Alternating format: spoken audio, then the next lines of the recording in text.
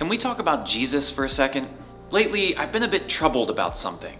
I've interacted with a number of former Catholics, people who left our church for one Protestant church or another, who said it was the best thing that they've ever done in their life.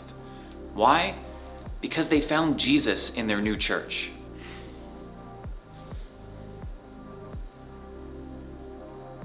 I wish that I could say I was making this up or there was an isolated experience, but I'm sure that plenty of other Catholic ministers have experienced the same thing.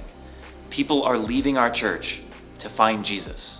Despite the fact that Jesus himself founded our church and that nearly every document we've ever put forward proclaims his life, death, and resurrection as the very center of it all. Even though our Sunday worship, the fundamental act of our community, is proclaiming the Word of God, which is Jesus Christ, and in celebrating the Last Supper, in which we receive him sacramentally. Even though the image of Jesus on the cross is plastered on every wall, tabernacle, altar, Bible, and window that we have in every church, even still, despite all of this, people are leaving our church to find Jesus elsewhere.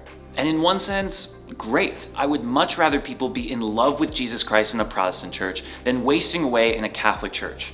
What matters is Jesus Christ, not your congregational affiliation. On the other hand, it should seriously trouble us that people come to our church, a church founded with the sole purpose of proclaiming the good news of Jesus Christ to all nations, and not find him here.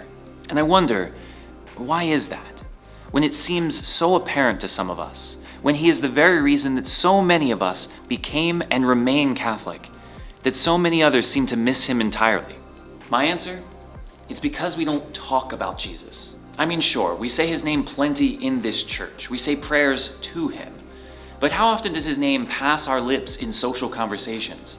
Do we ever mention him outside of these walls? Do we share our faith? Do we ever tell anyone how much he means to our lives? If we're comfortable talking about our faith at all, and many of us are not, we probably don't use the name Jesus or the title Christ, but rather the generic term God, talking about our faith in abstract and distant terms.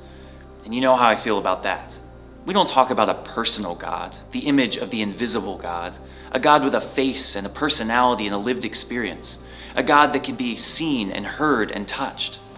We don't talk about a personal God because many of us don't even have a personal relationship to talk about. Ultimately, that's where our problem lies, a personal relationship.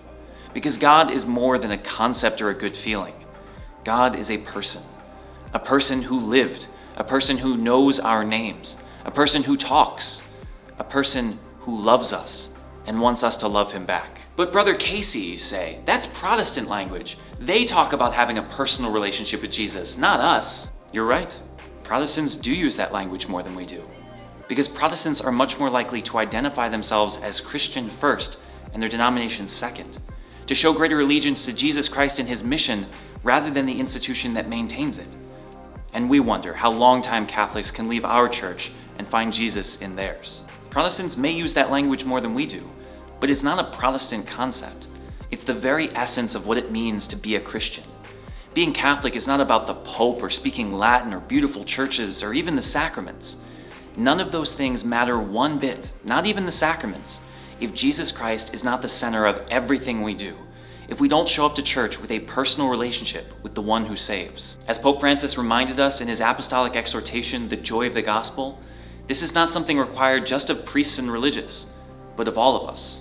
He says, I invite all Christians everywhere at this very moment to a renewed personal encounter with Jesus Christ, or at least an openness to letting him encounter them. I ask all of you to do this unfailingly each day. No one should think that this invitation is not meant for him or her, since no one is excused from the joy brought by the Lord. Pope Francis is speaking these words to you. He is calling on you to take seriously your relationship with Jesus Christ, to let yourself encounter him today, right now, to let yourself be moved by him, to realize that the living and true God is not some far-off concept, but came to be like us so that we could become like him. He knows what you're going through. He's felt what you've felt, and he wants you to go to him when you're in need. And when you do, when you form that personal relationship with Jesus Christ and realize that he is all that you've ever needed, your strength and your joy, I want to ask you to do one thing. Can we talk about Jesus? Can we share what we've found so that others will know why we're alive, why we come to this place, why we live with so much joy and mercy and forgiveness? I am extremely proud of our Catholic Church and the mission that it's carried out for nearly 2,000 years, the mission of proclaiming the good news of Jesus Christ to all nations, and I don't want it to end. Which is why it saddens and troubles me a bit that people can encounter us without understanding this mission, that we might be losing track of who we are or what we're called to be. Maybe it's time for renewal. Maybe it's time to remind ourselves who we are and what we're about. Maybe it's time to get back to basics. We are a people that proclaims Jesus Christ. And so I wonder, can we do that? Can we talk about Jesus? Trust me when I say that the life of our church depends on it.